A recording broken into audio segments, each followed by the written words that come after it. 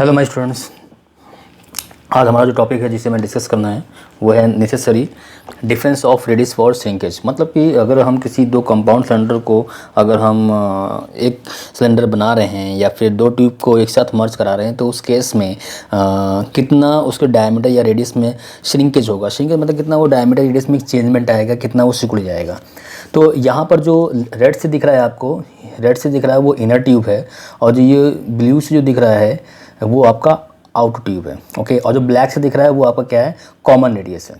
तो यहाँ पर मैंने जो कॉमन रेडियस लिया वो उसको मैंने R2 को मान लिया है। वो इनर ट्यूब और आउटर ट्यूब दोनों के लिए एक ही रेडियस हो जाएगी, कॉमन रेडियस।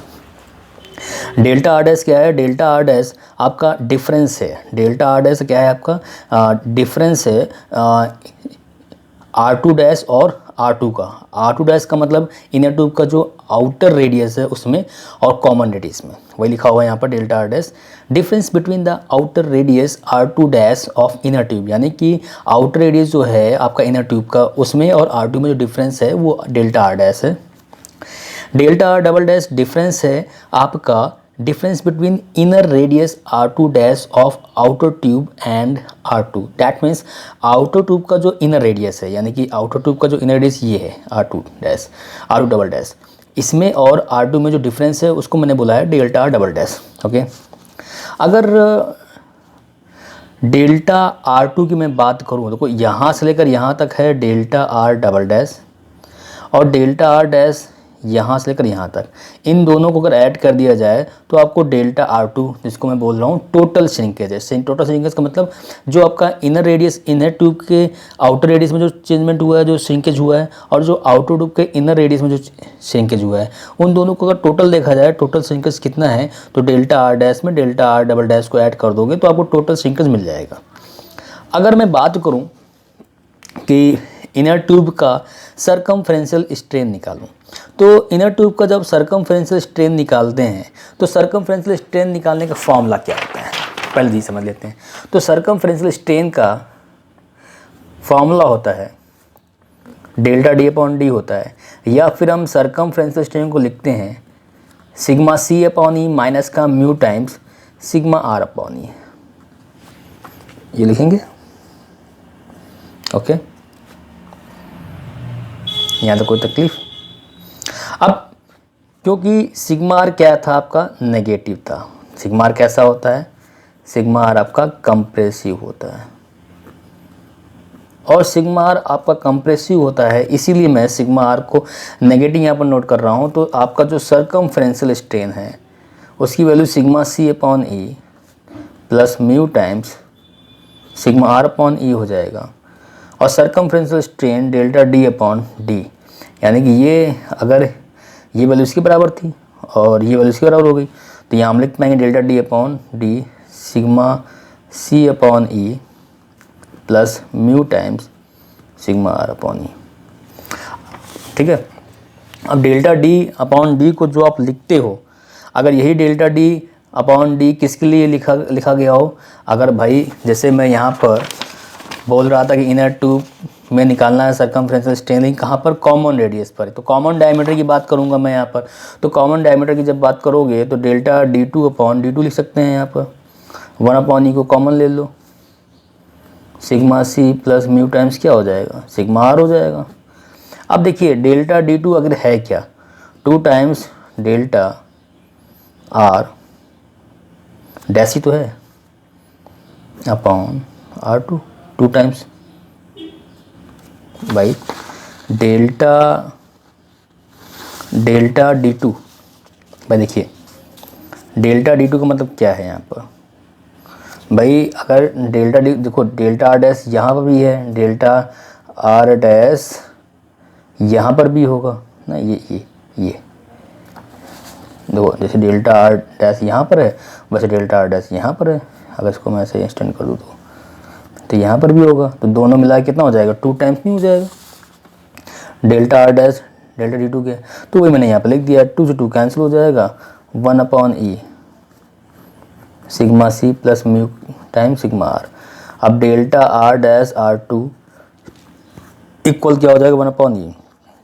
अब सिग्मा सी के लिए मैं क्या लिख दे रहा हूँ, B upon R square plus A plus mu times P.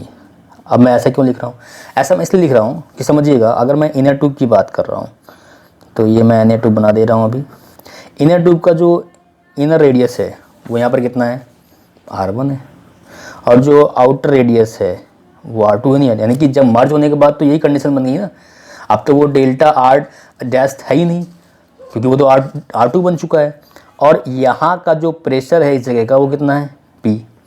तो हम ये बात कह पाएंगे कि सिग्मा C इक्वल टू जो मैं B upon R square plus लिखता था, तो सिग्मा C अब यहाँ पर B अपॉन R2 स्क्वायर की बात मैं कर रहा हूँ तो प्लस A हो जाएगा। और साथ में इसी तरीके से जो आप सिग्मा R क्या लिखेंगे? प्रेशर के बराबर लिखेंगे। कहाँ पर? Eight R equal to R2 पर।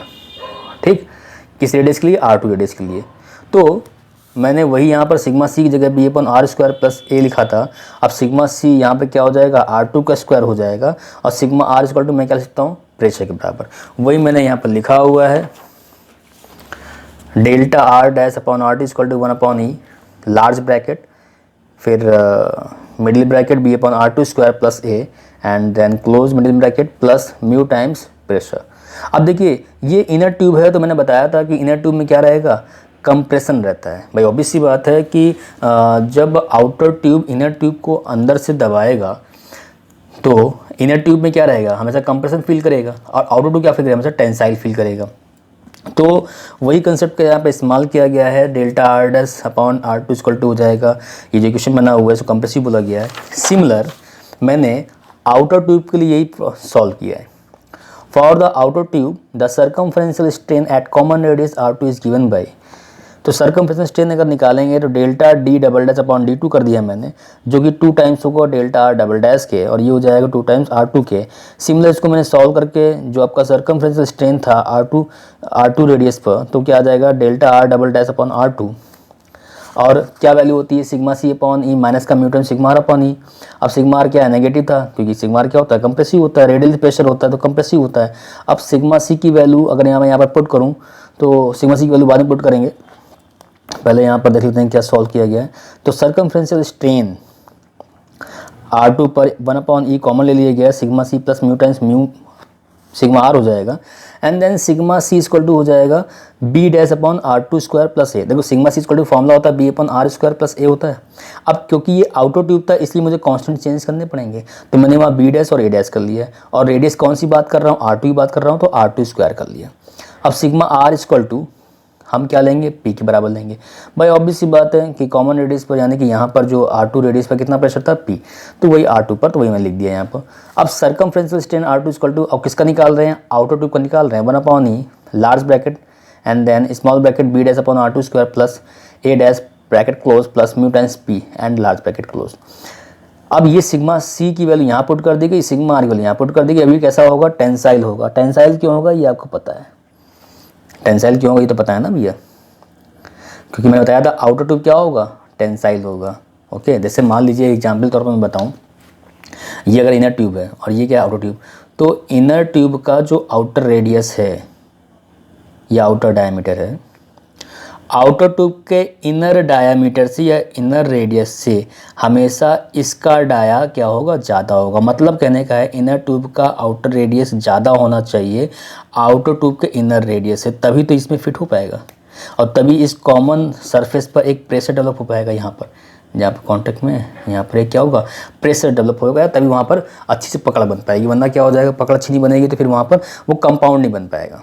अब देखिए, अब इक्वेशन ये बना ली हमने, एंड देन इसको सेकंड मैंने बोल दिया इक्वेशन। अब वही मैंने लिख दिया है सर्कमफ्रेंशियल स्ट्रेन क्या था? Delta R double dash upon R2, ये मैं यहाँ निकाल चुका हूँ पहले ही। अब इक्वेशन फर्स्ट और इक्वेशन सेकंड, ये आपकी इक्वेशन फर्स्ट थी और ये आपकी क्या है? Equation second. मैंने कुछ नहीं किया है, दोनों को ऐड कर दिया। ऐड करने का मतलब delta R dash upon R2 plus delta R double dash upon R2 equal क्या हो जाएगा? इसकी वैल्यू मैंने ये नोट कर दी। अब ये क्यों था? कंप्रेसिव था, पीछे बताया था मैंने, कंप्रेसिव इसलिए मैं नेगेटिव लिख दिया। ठीक है, और इसकी ये जो वैल्यू है किसकी है? वो delta R double dash upon R2 की। ठीक है, दोनों को ऐड कर दोगे तो delta R dash plus delta R double dash upon R2 common हो गया है, एलसीएम ले लिया इक्वल टू 1 अपॉन E। अब देखिए इसको अगर अंदर मल्टीप्लाई कर दो ये नेगेटिव हो जाएगा, ये भी नेगेटिव हो जाएगा, ये नेगेटिव और ये पॉजिटिव क्या हो जाएगा, कैंसिल हो जाएगा। तो बचेगा क्या, 1/e/b/r2 का स्क्वायर प्लस ए बचेगा ब्रैकेट में, और मल्टीप्लाई क्या होगा -1/e, और ये प्लस का होगा तो 1/e क्या कर लेंगे, कॉमन ले लेंगे। ये प्लस का तो इसको मैंने पहले लिख लिया, और ये माइनस का तो इसको मैंने बाद में लिख लिया। ठीक, सॉल्व करने पर कोई बहुत आसान हो जाएगा, कोई दिक्कत वाली बात नहीं है, इसमें ना परेशानी बात नहीं। तो यानी कि अब delta R dash plus delta R double dash, इन दोनों को ऐड करोगे किसके बराबर था, डेल्टा R2 के बराबर था। ये मैं आपको डायग्राम में दिखा चुका हूँ। ये किसके बराबर है, डेल्टा आर डैश और डेल्टा आर डबल डैश के बराबर है। तो मैंने वही लिख दिया यहाँ पर। तो यहाँ पर equal 1/e large bracket small bracket में b/r2 square plus a dash bracket close minus b/r2 square plus a bracket close और लार्ज ब्रैकेट। अब देखिए डेल्टा R2 क्या था, डेल्टा R2 है दोनों सिलेंडर का श्रिंकेज। डेल्टा आर डैश किसका श्रिंकेज था, डेल्टा आर डैश, देखिए delta R dash inner tube का श्रिंकेज है, delta R double dash outer tube का श्रिंकेज है। अब delta R dash plus delta R double dash किसका श्रिंकेज है, दोनों ट्यूब का श्रिंकेज है। तो हमें ये निकालना था कि कंडीशन फाइंड आउट करनी थी कि दोनों ट्यूब को मर्ज कराने पर या दोनों सिलेंडर को मर्ज कराने पर कितना श्रिंकेज जरूरी है। तो वो श्रिंकेज कितना हो जाएगा, delta R2/R2 equal to 1/e large bracket small bracket में b/r2 square plus a dash small bracket close minus का small bracket b/r2 square plus a small bracket close and then large bracket close. ये formula आपको याद रखना है, ठीक है। या इसको याद करने का तरीका एक और है कि सिंपली याद रखिए कि टोटल श्रिंकेज इनर ट्यूब का और आउटर ट्यूब का अपॉन कॉमन रेडियस इक्वल हो जाएगा 1/e क्या हो जाएगा आपका, कॉमन हो जाएगा। बड़े ब्रैकेट में आपको सिग्मा सी की वो वैल्यू रखनी है जो आउटर ट्यूब के लिए होगी, ठीक है, यानी b/r2 square plus a dash bracket में फिर क्या हो जाएगा, इनर ट्यूब के लिए सर्कमफ्रेंशियल स्ट्रेस की value b/r2 square plus a and then bracket close. यही कंडीशन आती है, यही आपका कंडीशन है। इससे पहले का लेक्चर जो मैंने समझाया था बताया था वो भी मैं बता चुका हूँ, उसमें आप समझ सकते हैं अगर ये ना क्लियर हो, क्योंकि उससे पहले लेक्चर जो मैंने पढ़ाया था इससे पहले वाला, जैसे मैंने कंपाउंड सिलेंडर पढ़ाया, जब तक उसको नहीं देखेंगे तो ये चीज़ कंसेप्ट क्लियर नहीं होगा। तो इसीलिए आज का वीडियो मेरा देखने के लिए आप लोगों को सभी को धन्यवाद। और अगर वीडियो समझ में आ गया हो, कंडीशन समझ में आ गई हो, ये चीज़ समझ में आपको कंसेप्ट क्लियर हो गया हो, तो प्लीज़ वीडियो को लाइक एंड सब्सक्राइब जरूर कर दीजिएगा। वीडियो देखने के लिए एक बार धन्यवाद फिर से, थैंक यू।